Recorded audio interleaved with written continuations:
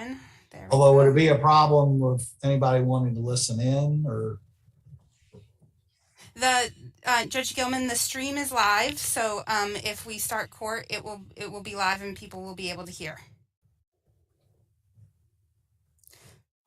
Would you like me to proceed, Judge Briscoe? Please, thank you.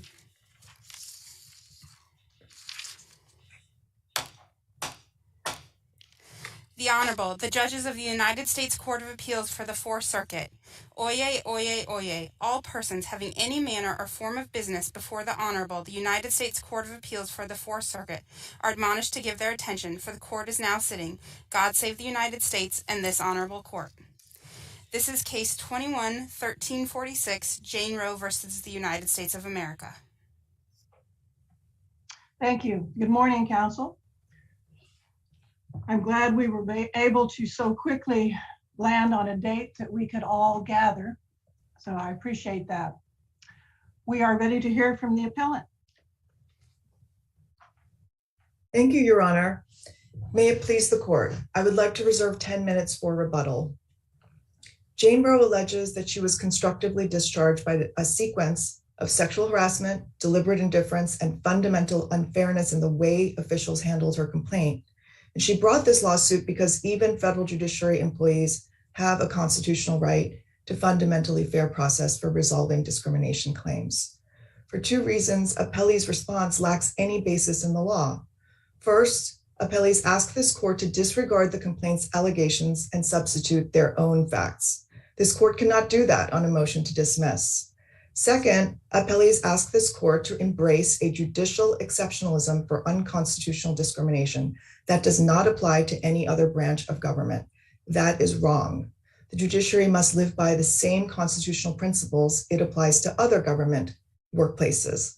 Under those constitutional principles, Roe has stated claims that entitle her to relief, including reinstatement to a workplace that is free of discrimination. I'm happy to address any questions. Excuse me, counsel. Did you seek reinstatement in your complaint?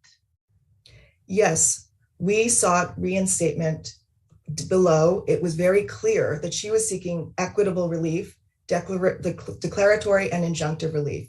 And the specific wording of the complaint, reinstatement, appears. And the idea is that there would be equitable relief as a substitute for reinstatement if reinstatement would be implausible, which at that moment, having been constructively discharged and pushed out of a hostile work environment, it would have been quite weird and disingenuous for her to say, what I want is reinstatement right now. She was seeking equitable relief in the form of reinstatement, and if not reinstatement, then front pay as a substitute, as equitable relief. So I think that became very clear. To get to the point there, I thought then what we were left with as far as equitable relief was front pay. What we were left with, I believe, Your Honor, is a request for equitable relief that could have been front pay, but that really the district court would have the duty to fashion the appropriate equitable relief based on all of the facts that were found. Thank you. I gather the facts are a little different now than they were then, now that the defender has been replaced. Is that correct? That is correct. The facts are different then. And under Rule 54C, a district court is supposed to take into account the facts and fashion relief, even if there was a request that was not made specifically in the complaint. She did ask for front pay in lieu of reinstatement. And at that point, that was the feasible relief that she could imagine. But now that the facts have changed, she does specifically declare that she would accept reinstatement as the form of equitable relief. Yes, I've got a question about the individual capacity claims. The Roe's, am I correct in assuming that your client's individual capacity claims depend on us finding that she either has a Bivens cause of action or she has a conspiracy cause of action under 42 USC section 1985? I mean, yes, one of those, or there's no individual capacity claims. Am I right? That is correct, Your Honor. Those are for damages remedies against the individual capacity defendants, but the majority of her complaint is about official capacity defendants and officials against whom she is asserting constitutional claims and asking for equitable relief. And so the Bivens issue doesn't come into play for those defendants. It's really just the very few individual capacity defendants. It's a very narrow band of the complaint. Okay. I mean, I gather there's a substantial issue of whether she has a right to even pursue a Bivens claim, isn't there, in this case? Well, we believe that it is straightforwardly a Bivens claim that would proceed under the authority of Davis versus Passman. So, and again, this is just for the damages claims, not for the many equitable claims that she has asserted. So, but isn't Davis v. Passman really very different from our case? And haven't we been told by the Supreme Court that Bivens implied remedies under Bivens are to be very narrowly constructed and construed?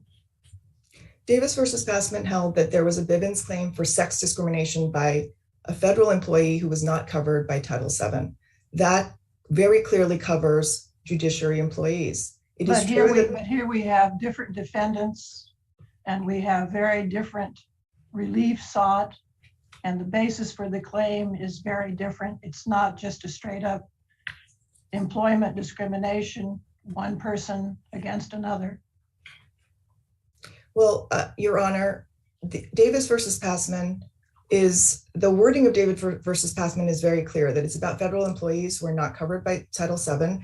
And the differences, mainly it's sex discrimination, it's an equal protection claim. That is what Jane Roe is asserting. The fact that the person was a member of Congress and this is about judiciary officials, that's neither here nor there, mainly because the language of Davis is extremely clear.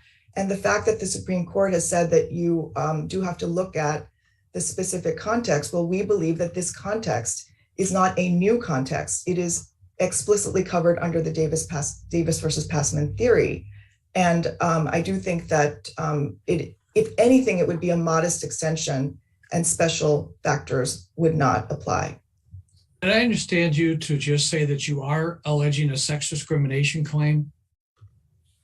We are alleging sex discrimination because sexual harassment and deliberate indifference to sexual harassment is a form of sex discrimination under the Constitution. And also there are direct sex discrimination claims here as well.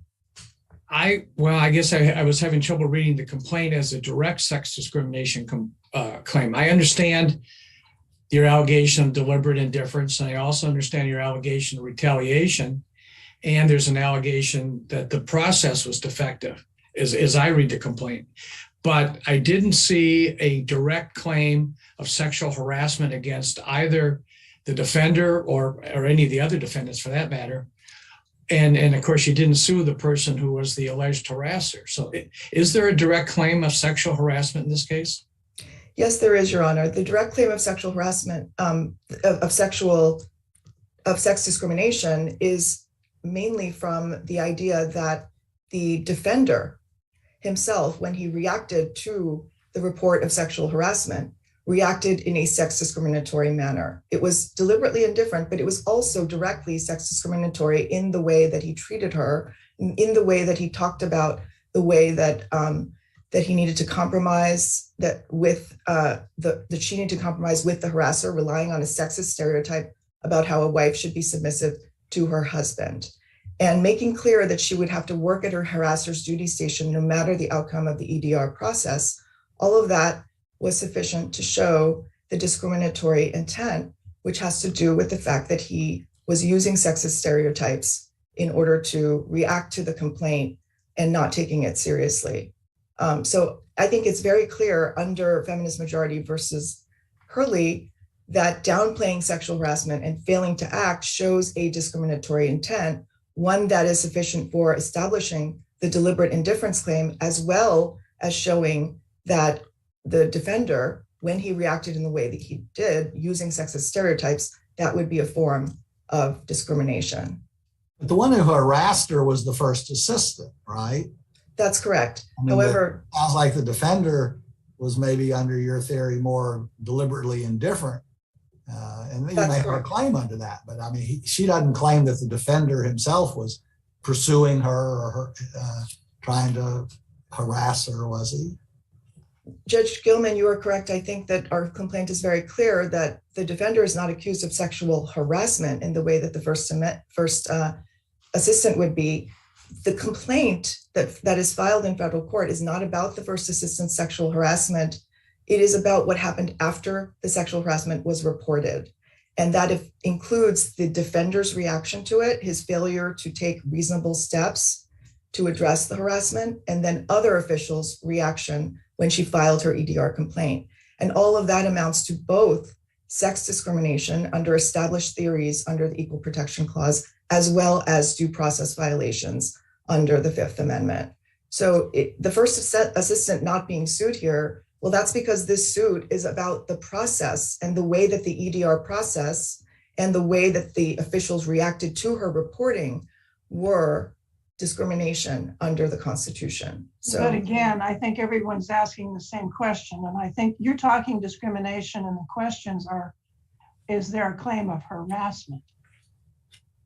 I think we're very clear here. You're not saying harassment as far as the defendants that you've sued. Is that correct? I think what we're saying is that the defendants that we've sued have not engaged in sexual harassment, but they have engaged in deliberate indifference to sexual harassment, which is very clearly a form of sex discrimination under established Fourth Circuit law on equal protection. Yeah. Let me go to the top end of your people you've sued. You sued James Duff as the director of the administrative office and Rosalind Moskoff as the chair of the Judicial Conference Committee on Judicial Resources. What is your theory of why they should be involved in this suit?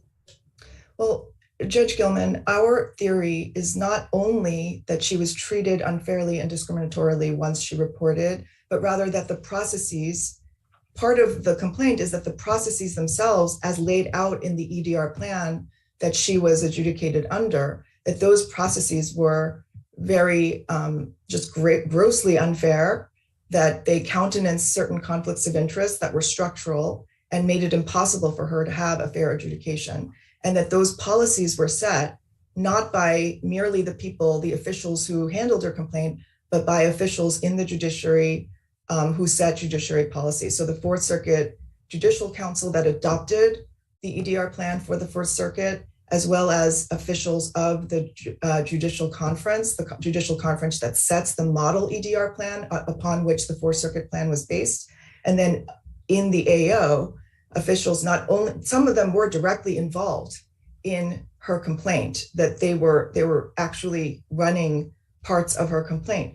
But before that, there was an issue of policy that I think that the AO director and people in the AO would be in charge of implementing. And so that our charge is that they implemented the policy in an unfair manner. So that goes more to those two people would probably go more to your facial attack, I suppose, as opposed to some of them haven't had a role in the facial attack, but the entity defendants that you mentioned earlier, as well as the officials in the entity, are in the suit because they're involved in the setting of the judiciary policy, mainly the EDR process, both the model. But is that really the problem here as it played out? The policy, one could argue, is fine. It's just the way it was applied or misapplied. Is that a valid point? Judge Briscoe, with respect, I would say that there were many problems with the way it was applied, but we do claim that the process as it was written on paper was also not fine, in the sense, especially that the circuit executive and the chief judge had key roles in handling the process. And we do note that in 2020, the new judiciary policy for the EDR plan prohibits those conflicts of interest and says that should never happen. But in the plan that Go ahead. I'm sorry. Go ahead. In the plan that, thank you, Your Honor. In the plan that Jane Roe was under, which is the 2013 plan, on its face, it had those structural conflicts of interest. And then also she was told that despite what the plan said, the reality was that the chief judge or the presiding officer, whoever that may be, would not be able to order remedies for her. So you could treat that as a facial issue, in that they were telling her that no matter what, she wouldn't get the remedies. Or you could treat it as applied, in that instance, she was being told that no remedies would be forthcoming because of the lack of authority, allegedly, that the officials had. Well, you're suing those individuals, Mr. Doth, the chair of the committee, the judicial council. You're suing them individually, right? The individual capacity defendants are only the general counsel and the John Does in the general counsel's office, and then also 3 individual defendants who we have also sued in their official capacity: the chief judge, the circuit executive, and the AO director. No, the defender. Oh, sorry, the defender. You're right. What are the individual? What do you allege that the chief judge did that would rise to the level of individual capacity claims? Well, for one thing, the main thing was that the defender was an accused person in this proceeding. However, the defender, also being the head of the office, was put in charge of representing the employing office. Now, that's a clear conflict of interest, and the policy actually allows a claimant to ask for disqualification for an involved person. The defender was clearly an involved person. The chief judge did not disqualify the defender, and as a result, the defender was able to do things like pick and appoint the investigator for the case, and then also to be the representative of the employing office in the mediation process and the rest of the Title 10 EDR plan. So, well, to hold the chief judge liable, don't you have to then extend Bivens to administration of the EDR plan? Isn't that an extension of Bivens? Well, I think that, first of all, the equitable claim, the non-Bivens equitable claim, official capacity claim, is the one that I think that I was addressing at that moment. But in terms of the Bivens claim, that's merely for a damages remedy against the chief judge. And there we would say that under the Bivens authority of Davis versus Passman, this is a claim of sex discrimination that we would have under the Davis versus Passman theory. So I do not think that it is an extension. Perhaps, there are many facts that you could focus on to say, oh, it's this case is different from that case. But the overarching theory of Davis versus Passman is about sex discrimination and equal protection. And it's about employees who are not covered by Title VII, which clearly the defendants here were not. You got this overall attack, of course, on the whole EDR plan. But if the defender, for example, had immediately said, "Hey, first assistant, you can't harass this employee of ours, and we're going to send her to a different area or discipline you," that would have solved the problem right there, wouldn't it?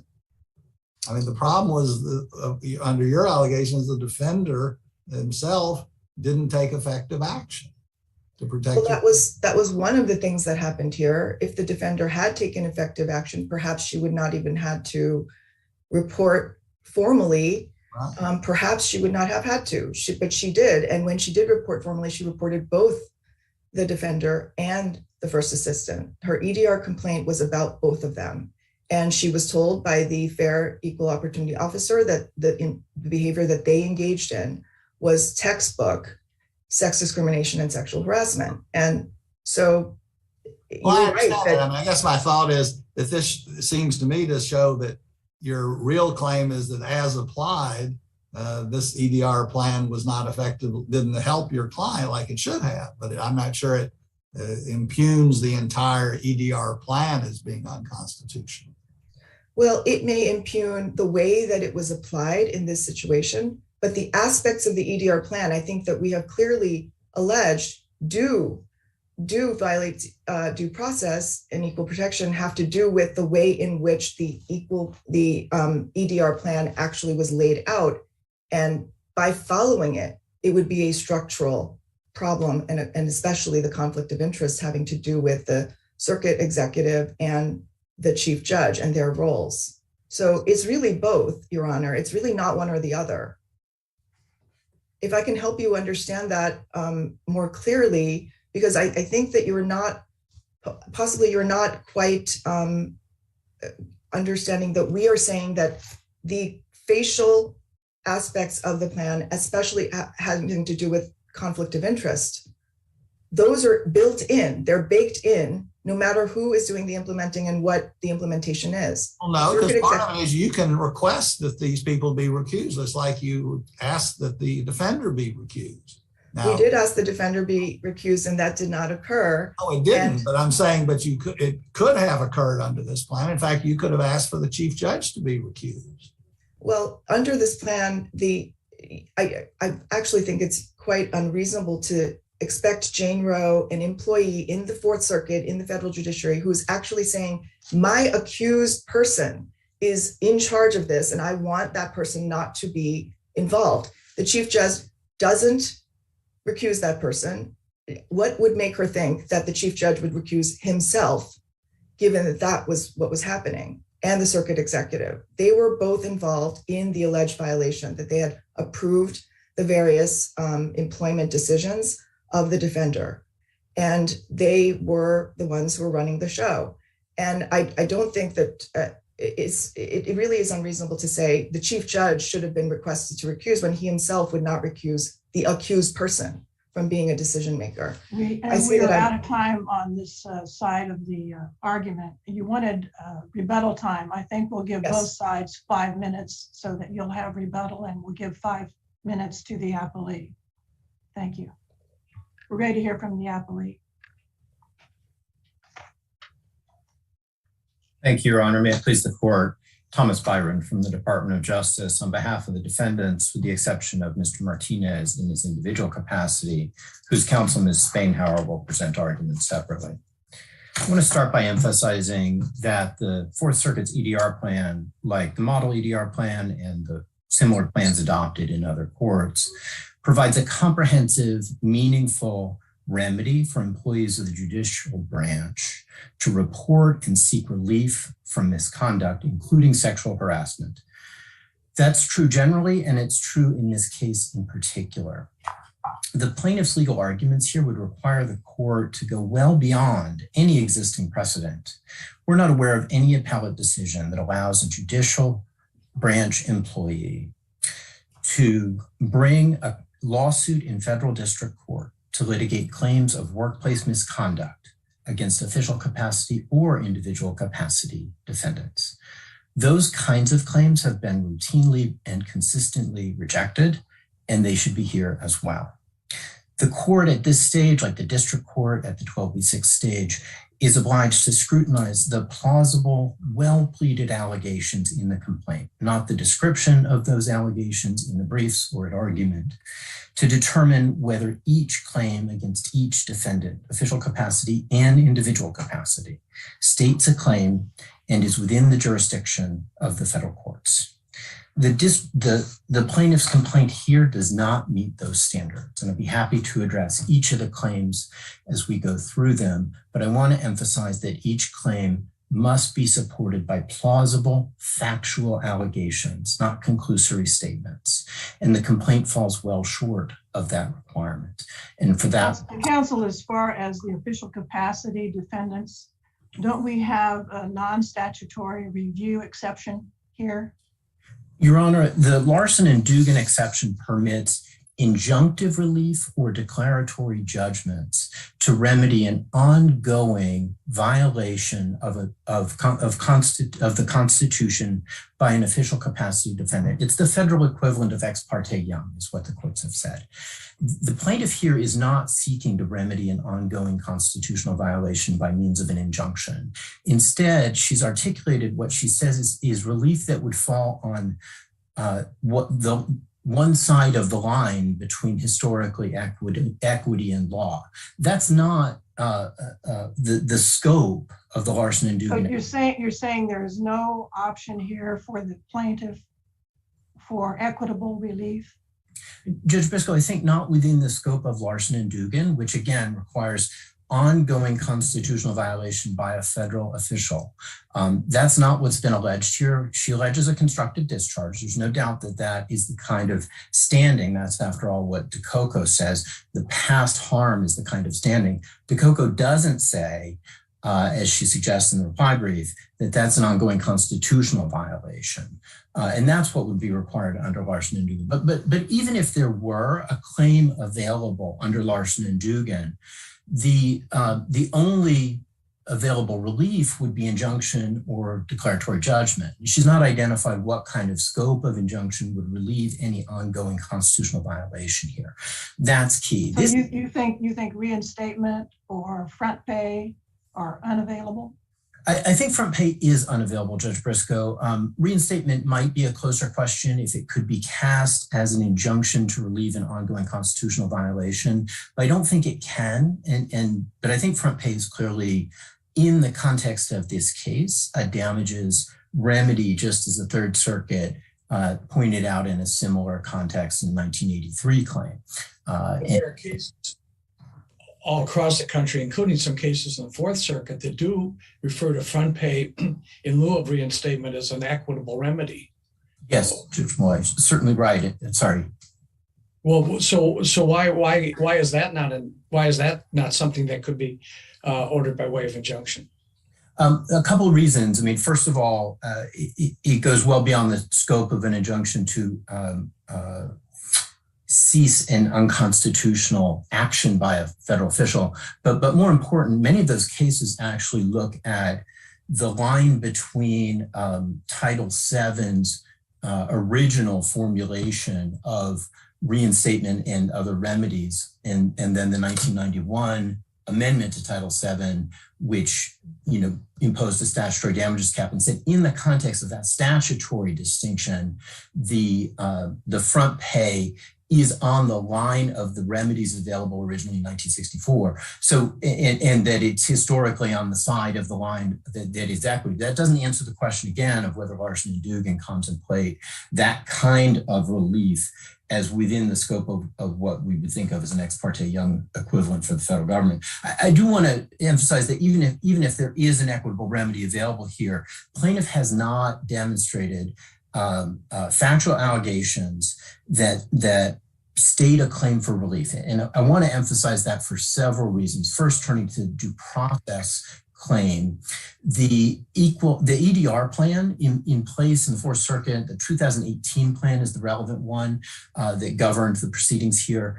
That plan is comprehensive, thorough, and offers meaningful relief, including as the— Well, it might look fine on paper, but don't we have to look at the reality of how it was applied here?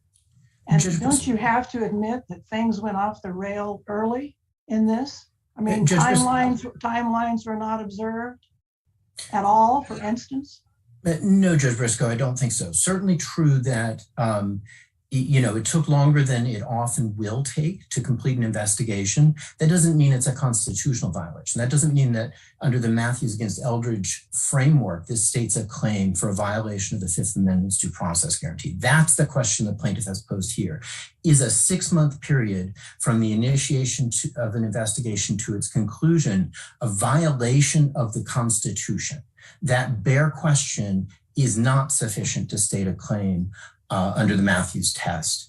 And plaintiff cites to no case law that suggests that it would be. Similarly, she says that she was entitled to an extension of her period for counseling and got a shorter extension than she asked for. That's one of the bases for her claims against Chief Judge Gregory. That's not a constitutional violation under the due process guarantee either. Similarly, none of the allegations in her complaint about what she says she was told by different people amount to a conclusion, a plausible allegation, I should say, that the framework, the remedies available in this EDR plan were actually not going to be available to her. That was her subjective belief. She calls it in her complaint a reasonable belief, but that's a conclusory legal conclusion. What if she was told that? She claims it wasn't a subjective. I mean, it was subjective because she believed it, but she claims she was told that by, at least, as I understand, at least 2 different sources, that the judiciary has no control over the federal public defender. They couldn't afford a relief to her. So, Judge Moy, that's actually not what the complaint says, and I'm happy to turn to the allegations in the complaint to point out what it says. She says that, if you give me just a moment to find my notes here. She says she was told that I'm not finding the specific reference, but the allegation about what she was told by the FEOO at the Administrative Office of U.S. Courts is that the FEOO didn't believe that there had been a previous instance where a sexual harassment claim, to her knowledge, had been successful. That's not the same as saying that no relief would be available in this case. Similarly, the JIO, who was later at the AO, sorry for all of the abbreviations here, she says, the complaint says, told her that she didn't believe that particular remedy, that is the removal of the federal defender himself as an outcome of the complaint process under Chapter 10, would be available because of statutory protections imposed by Congress. That then poses the question under the complaint, is it a violation of the Constitution for Congress to have provided statutory protections on removal and potentially limited, again, we don't know because she didn't proceed through the Chapter 10 process, didn't file a complaint at all, in fact. We don't know what relief would have been available here. The plan itself provides for a wide range of meaningful relief, including reinstatement, including back pay. She did not give the process an opportunity to play out. She withdrew from that Chapter 10 process without filing a complaint. Therefore, the only question presented is whether the presumed unavailability of removal as a possible remedy is unconstitutional, is a violation of the Fifth Amendment. And again, there's no case law to support that concept. Are you contending that the plan was followed by the defendants? Judge Briscoe, we are contending that the allegations in the complaint, which of course is what we're looking at here at the 12B6 stage, do not demonstrate that there was a constitutional violation. That's the question at 12B6. The question about whether the plan was followed would only really be at issue if there were a judicial remedy to test that question. And there's no support for the idea that this kind do you think the plan creates a property right? No, Judge Briscoe, clearly does not. And I'm glad you asked that. What's the purpose of the plan then? The purpose of the plan is to provide a parallel remedy similar to Title VII and other non-discrimination statutes. So if the plan is not applied properly, is there relief? There is relief, Judge Briscoe. And one of the reasons we know that is because this plaintiff did not allow the plan to play out. She did not file a complaint under Chapter 10. The question whether the counseling stage, the mediation stage, went exactly according to the way either the plaintiff would have liked it or the way that even Chief Judge Gregory or the Circuit of Executive would have liked it to play out is not ultimately the question here. The question is whether meaningful relief under Matthews against Eldridge and Fifth Amendment's guarantee of due process protection was available to this plaintiff and others. And many courts have held, and I'll point to a couple in the CSRA context because it's particularly relevant. Semper and Dotson make clear that the remedy here under the EDR plan is meaningful, is consistent, and is. But Semper doesn't help you, does it? Because Semper says, yes, the plan's a good thing, but if the plan is not followed, then the plaintiff can have relief. I don't think that's the relevant holding of Semper, Your Honor. Semper holds that because the plan contemplates a hearing before a judicial officer and it also contemplates, after all, a review process, essentially an appeal before the Judicial Council, that is sufficient under the Supreme Court's 2012 decision in, and I apologize, it's not coming to mind at the moment, that is sufficient to preclude the kind of constitutional equitable claim that the plaintiff is bringing here. It's not an as-applied inquiry. It is a question about the availability of the jurisdiction, in fact, to hear this kind of constitutional claim, and the plaintiff is not entitled to that because the Congress has made clear that no cause of action exists. The question you asked about when you're saying no, you're talking about the civil right, the CSR. Is that what the you're CSRA? saying? Your Honor, yes, that was what Semper. When you Semper. say Congress is not allowed for a remedy. That's what Semper addressed, Your Honor, and that's why I was addressing that in light of your question. I think that is exactly what the Third Circuit held, consistent with what the Second Circuit held in Dotson. And in fact, the Ninth Circuit in the AFGE case that plaintiff pointed to explicitly distinguished Dotson and was decided before Semper and is not inconsistent with those cases for that reason. So I do want to turn to the property interest question you asked, Judge Briscoe. I mean, I think the fundamental question is whether in a corollary context, Title VII as a statutory matter creates a constitutional property interest in continued employment for plaintiffs who are at-will employees. Because after all, the EDR plan is effectively a parallel remedy intended to provide relief similar to Title VII and other non-discrimination statutes. It says so in the terms of... Counsel, I don't think plaintiff is asserting she had any right of continuing employment. I don't think she's fussing with the fact that she was an at-will employee, but she is saying that, look, the EDR plan gave her a property interest in not being sexually harassed. And the plan clearly is all designed to prevent sexual harassment. And so why does she not have a property interest per the EDR plan that she can pursue under due process and equal protection grounds? Judge Gilman, I think the reason she doesn't have a property interest under the EDR plan is precisely the same as why she doesn't have a property interest or why another at-will employee wouldn't have a property interest, a constitutional property interest under a statute like Title VII, which guarantees a right to non-discrimination. The fact is that Congress in Title VII provided a scope for the remedy. And the remedy here is the question, not the property interest. The cases like Loudermill, Page, Perry, and on the other side, of course, Roth, the Supreme Court has emphasized that at-will employees who don't have a right to tenure or similar protection do not have a property interest in litigating under the Due Process Clause claims related to their employment. Congress creates procedural rights and substantive rights in statutes like Title VII, the ADEA, et cetera. Those are available to vindicate those rights. That doesn't mean that the Constitution itself creates a right enforceable in federal court apart from any scope of a cause of action created or limited by Congress. And that's ultimately the question presented here.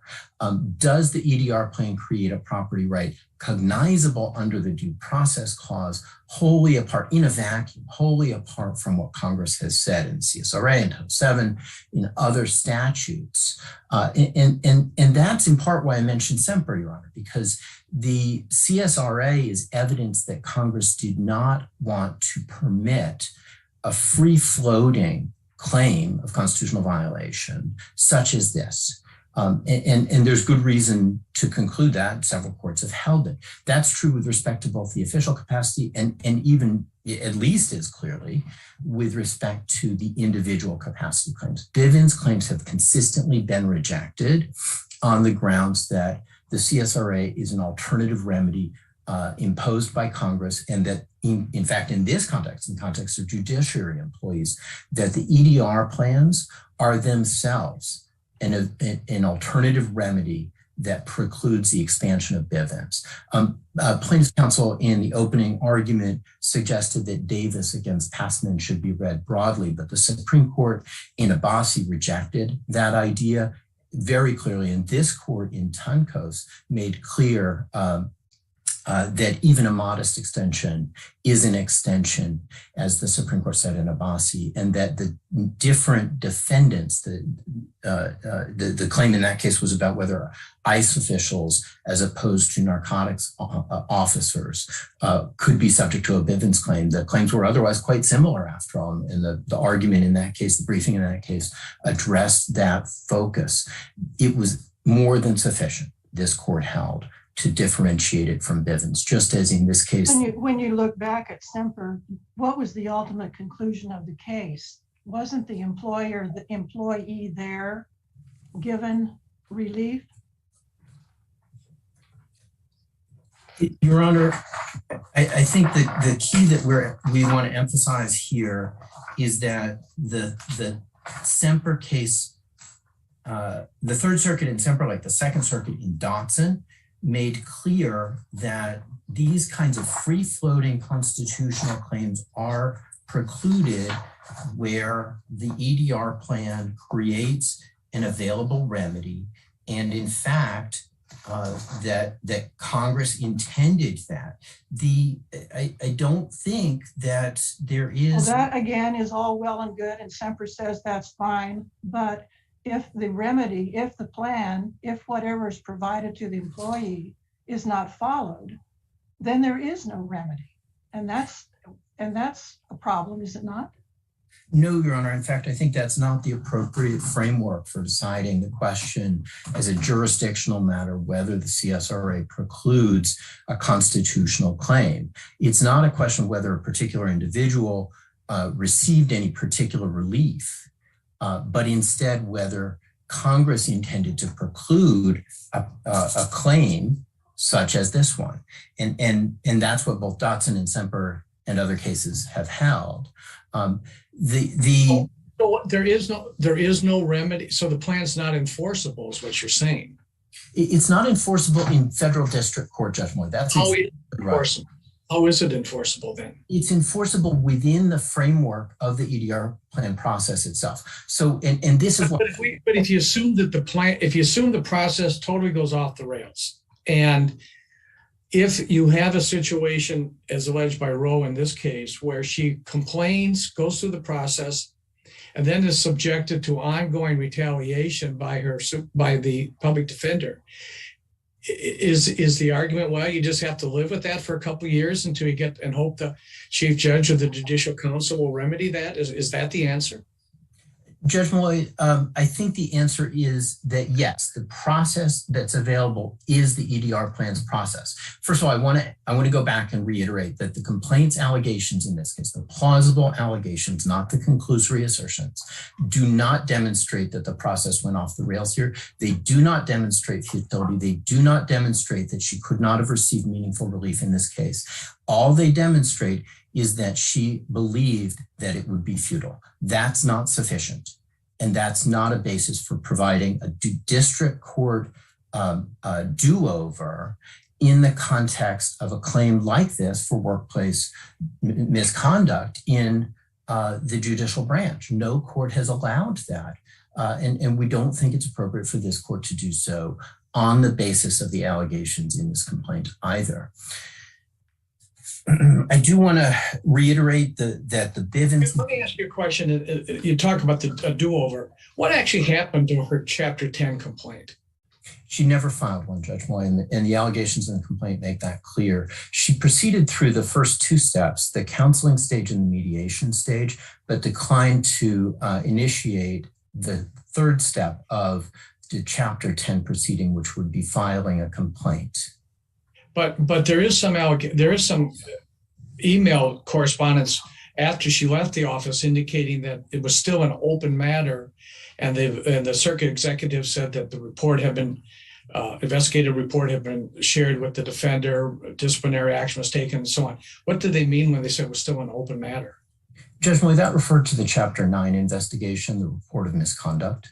And I want to clarify that the report was not shared. The allegation is not that the report was shared with the defender, but that the email from the circuit executive explaining that disciplinary action was taken at the conclusion of the investigation and report process under Chapter 9 indicated that the chief judge in that case in the Fourth Circuit as a whole took the concerns seriously and undertook a comprehensive and thorough investigation resulting in disciplinary action. That's what Chapter 9 is intended to do.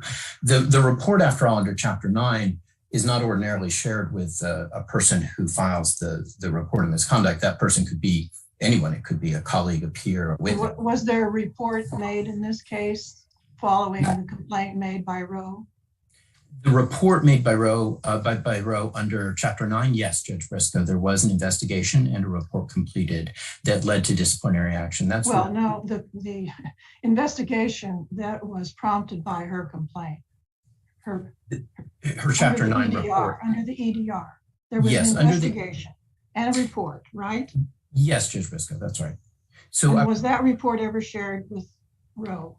No, Your Honor, and that's because it was at the Chapter 9 stage, it's a report of misconduct, not a complaint, not an adversarial complaint. If she had filed a Chapter 10 complaint, that report would have been made available to her, and she could have called witnesses, introduced other evidence. That's the Chapter 10 adversary process that she chose not to undertake. Well, she says, though, she chose not to do it because she felt that it was going to be futile, right? That she was, in effect, being coerced, effectively, constructively discharged because she was told that filing a formal complaint would do her no good, that she better take the Fourth Circuit clerkship.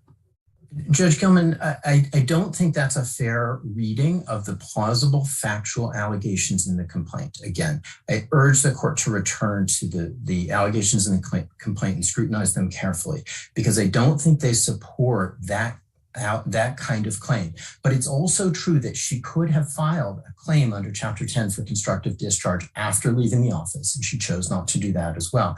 The plan makes that clear in the description of employee, which includes a former employee. I see my time is almost up. I just want to reiterate that the individual capacity claims go well beyond what Bivens in Abbasi permits, and the conspiracy claims under the statute are not sufficiently supported by factual allegations, as we've explained, and would in any event, if I may complete the point, Your Honor, Go ahead. are barred by both qualified immunity and qualified immunity with respect to the intracorporate conspiracy doctrine, as the court held in Abbasi itself. And we'd urge the court to look back at that analysis. Thank you. Thank you. Thank you, Your Honor. We urge the court to affirm.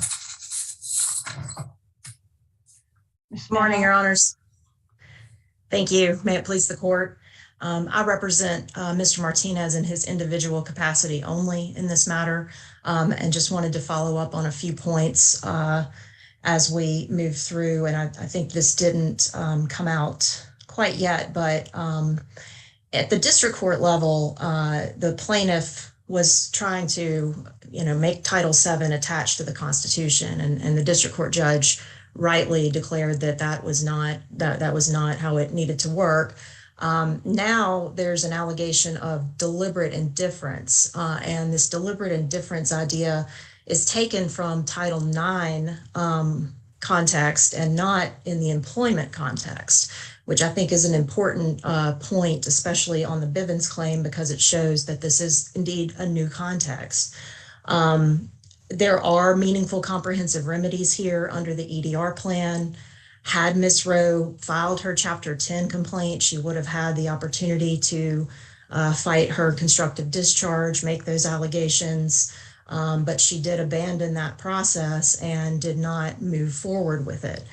I believe with the deliberate indifference issue, it's just simply inapplicable in this context, and certainly is not something that would have been clearly established, since that case, even the case that's cited under Title IX, wasn't decided until December of 2018. And of course, all of this happened prior to that, except for the actual resignation of Ms. Rowe. So I wanted to point out those few things. Also, you're correct, Your Honors, in that the allegations against Mr. Martinez are retaliation claims. The allegations are not sex discrimination claims. He's not being accused of sexual harassment. In fact, he sat down with, if you look at the complaint, he sat down with Ms. Rowe and specifically asked her if she was alleging sexual harassment, and she disavowed that. She said she was not. Well, can't you allege sexual harassment if you say to the defender, I am in a situation here in my workplace where I am being harassed and discriminated against. He does nothing, in fact, puts her back in the same area and work area as her harasser. Doesn't that action by him result in sexual discrimination? Not necessarily, Your Honor, under the Constitution. That is a Title VII concept. And that would be, for an official capacity situation, because of course, under Title VII, individuals can't be held So you're saying individually liable. she has no property right to work in a workplace that is free of sexual discrimination? I'm not saying that. I'm not prepared on the due process issues, because that doesn't have anything to do with the individual claims. What she did have was the EDR plan, where she could have gone. And when it was clear that she was alleging sexual harassment, the first thing that Mr. Martinez did was report it under the EDR plan, like he was supposed to and like he had to. And I believe that the allegations in the complaint don't exactly lay out that she was put back with her harasser, et cetera, et cetera. There was maybe a week or so delay, and then she was on telework, working from home and you'll see in the complaint that was at her request. So she wasn't put back in the same location with her harasser after there was a formal harassment complaint made. You're representing Mr. Martinez in the claim against him in his individual capacity. Is that right? Yes, Your Honor. We hold that if we decide that Bivens doesn't apply in this situation, you're fine. You're out of here, right? I think that's correct, Your Honor. Okay, just wanted to clarify. Thank you. Anyway, so we believe that the lower court's decision should be affirmed, and that this is the appropriate time to look at Bivens if the court is so inclined to do. It's a qualified immunity issue as well, which is supposed to be heard at the very first possible time under all the various case law. So we do believe that Bivens would take the individual capacity claims against my client and the other individual clients out of the case. Thank you, counsel. Thank you. We're ready for the rebuttal. Thank you, Your Honor. I think one of the first things to really note here is that appellees are falsely claiming that Rowe voluntarily withdrew her EDR complaint, and they're even saying completely falsely that she never filed anything under Chapter 10. She did. She filed Chapter 9 and Chapter 10 simultaneously. And perhaps the most central fact alleged in this complaint is the lack of voluntariness in how she left the office, the constructive discharge, which included coercion to forego the final step of Chapter 10. So not only is it completely untrue that she never filed anything under Chapter 10, it is also untrue that she voluntarily withdrew that. I am not sure how the defendants can claim that she didn't even file Chapter 10 when they were the ones that allegedly forced her to resign and withdraw her Chapter 10 complaint. That is central to the allegations of the complaint, and they do not get to make their own facts here. They have to take precisely how the complaint says she was forced to withdraw her Chapter 10 complaint. I understand that Mr. Byron is saying that you should read the complaint. I also urge you to read the complaint. The complaint says very clearly she was told by both the Chief Circuit Mediator and the Judicial Integrity Officer things that amounted to, and I'll tell you the exact language, an Article 3 judge does not have the authority to manage an FDO, which is, I don't know what that means other than that Chief Judge Gregory would not be managing an FDO, as in would not be giving her remedies. The chief judge would not meddle in a defender office. And then also both officials said that the defender is, quote, the decision maker. And so what would that mean other than that the chief judge would not be giving her remedies? And if the defender, who was the accused person, was going to be the decision maker, I think that it is extremely reasonable, and not just reasonable, not just subjective, but objectively on the facts, on the alleged facts, on the face of the complaint, it was futile. And that these are facts alleging futility that I think that the appellees are urging you not to look at. And in fact, you have to take these alleged facts as true for the purposes of a motion to dismiss. At a minimum, the defender clearly reacted in a deliberately indifferent manner. Our claim has always been based on the Fifth Amendment and conscious failure to act. The fact that courts are looking to Title VII or Title IX for guidance in constitutional law does not mean that the claim being alleged is a statutory claim under Title VII or Title IX. It is a claim that is established in the Fourth Circuit under equal protection doctrine. And so to the extent that Feminist Majority Foundation looked to Title IX for guidance, that is a very common practice, as your honors understand, in construing constitutional claims, that you would sometimes look at the standards that have been promulgated under Title IX or Title VII. And many courts have held that a failure to act on sexual harassment violates a clearly established right under the Constitution. Judge Briscoe, you are right about Semper. We do have a right to judicial review. There has to be judicial review of an equitable claim. I think the appellees are doing you a disservice in muddling the equitable claim and the CSRA bar and the Bivens claim. If CSRA actually bars equitable relief, then the statute there's a real question of constitutionality of that statute. And in order to avoid that constitutional question, you must find that the individual has the right to judicial review of equitable claims.